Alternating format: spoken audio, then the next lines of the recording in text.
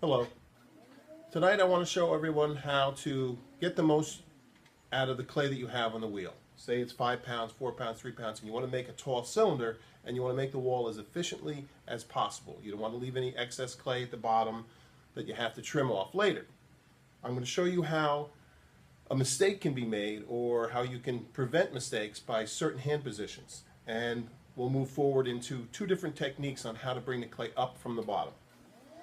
I centered and opened this clay so we could get right to it. Now, the first technique, this common thing to do is to remove clay from this base area on the outside.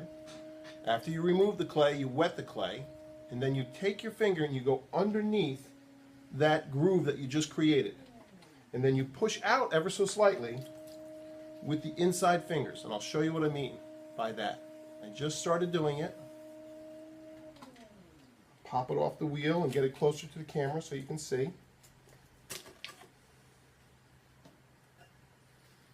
Okay, my outside hand gets under here, and my inside hand cups and curves a bit and is ever so slightly above because there is a bottom to this pot, and my outside hand can go right to the back.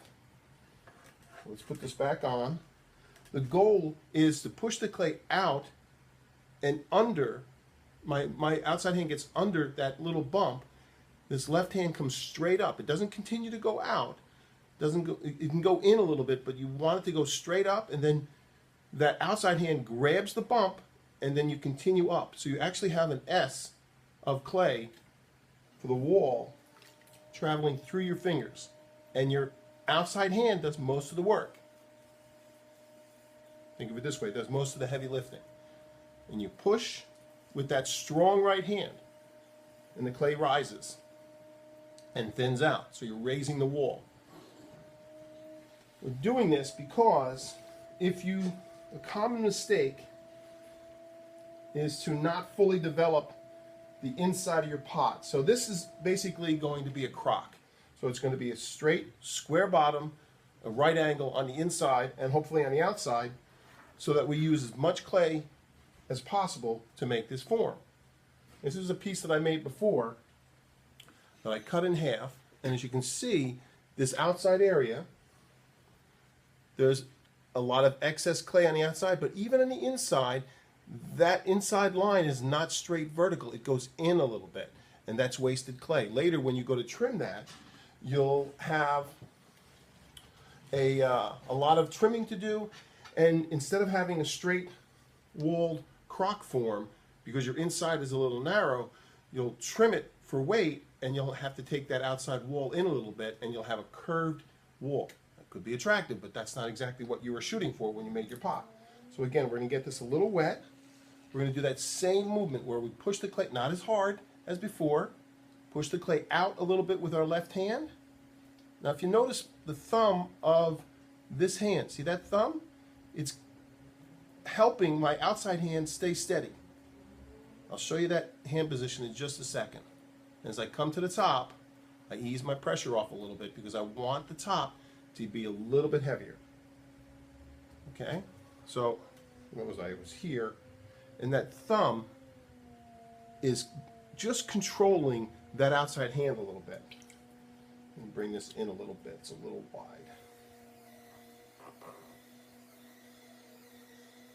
Okay. Each time I remove a little clay from the outside because I collared this clay. I'm going to compress it a little bit, get it a little bit wet, and now have a little bit more strength. I'm going to take my index finger and wrap it around my thumb, and I'm going to use the flat part of my index finger to get underneath that bump that I create. And this time I'm going to drive really strong with that right hand. My left hand is just a guide. And if I do it right, I bring everything straight up in a very slow motion, right up to my chin. It all lines up. And as I get to the top, because I want the top to be a little bit thicker, as I said, this is going to be a crock for perhaps spoons, wooden spoons, and spatulas and things on the kitchen counter. You have to think practically how that lip is going to get banged around a little bit. Remove a little clay. And one last pull. Push in really firmly. Oh, here's the thing. I meant to show you this. Say the clay has a lot of grog, or enough grog to cause some irritation as you're pushing the clay in. Take your sponge, cover the tip of your finger. See how I've gotten close? This clay's a little stiff. I get a little closer. My elbow is tucked in tight. My upper shoulder is just above. And I'm going to come straight up again. And come straight up, and the sponge is protecting my hand.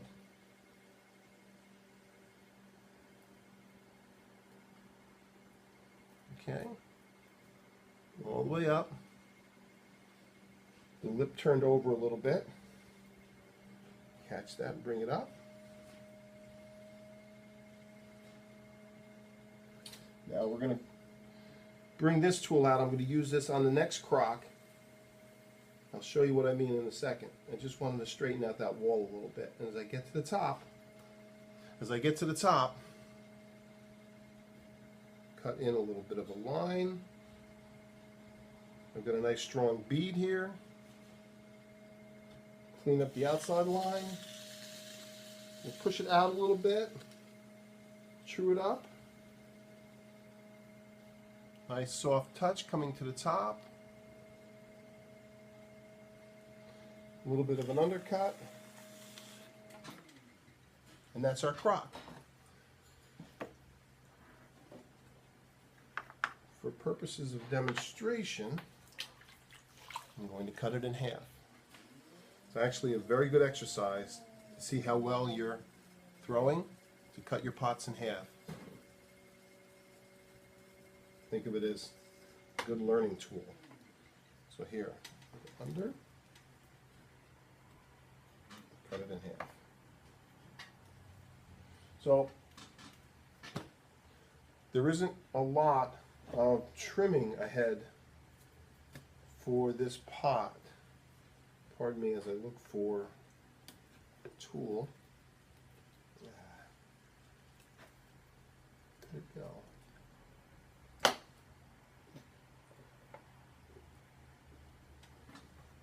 So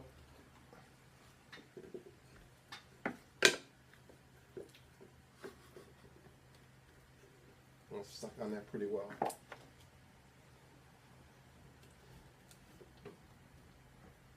All else fails, get creative. There we go. So, this is what I wanted to show you. All the way down to the bottom, it's relatively the same thickness, and it gets to the top, it's got a little bit of a bead. Shouldn't be much trimming to do on that pot. The next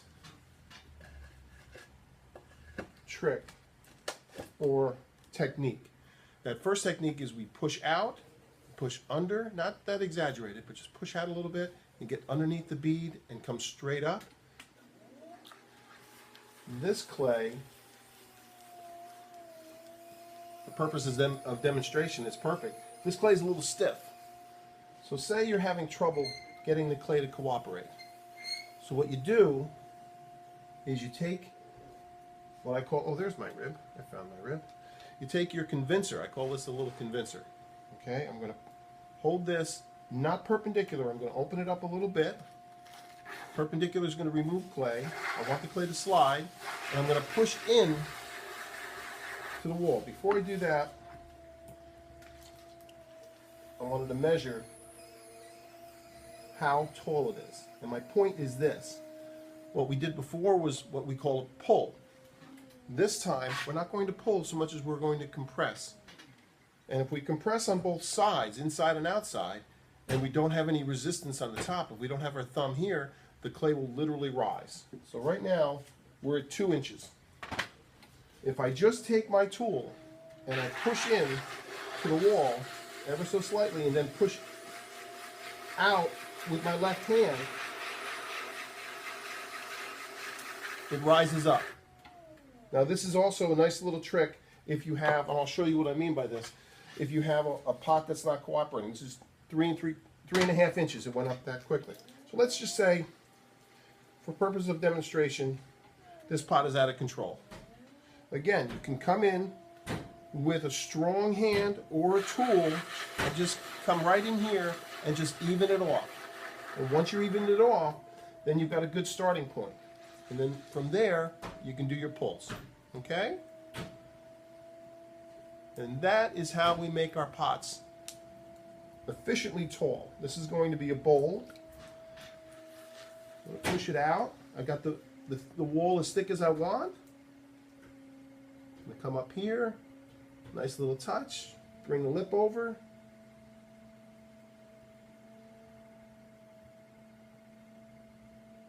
And we'll just round it off. And I'm going to cut this in half and show you how later, by being efficient with that lower part of the pot, I really don't have much trimming to do. Here we go. Okay. So there's that wall. Okay. I threw it quickly, but there's very little trimming to do. And the point is that you have two techniques. You're going to push out and get underneath the bump and bring it straight up, or you can use your hand or the wooden rib tool I showed you before, and you can get into that wall and compress it so that the wall rises. Thank you very much. Have a good night. Keep trying.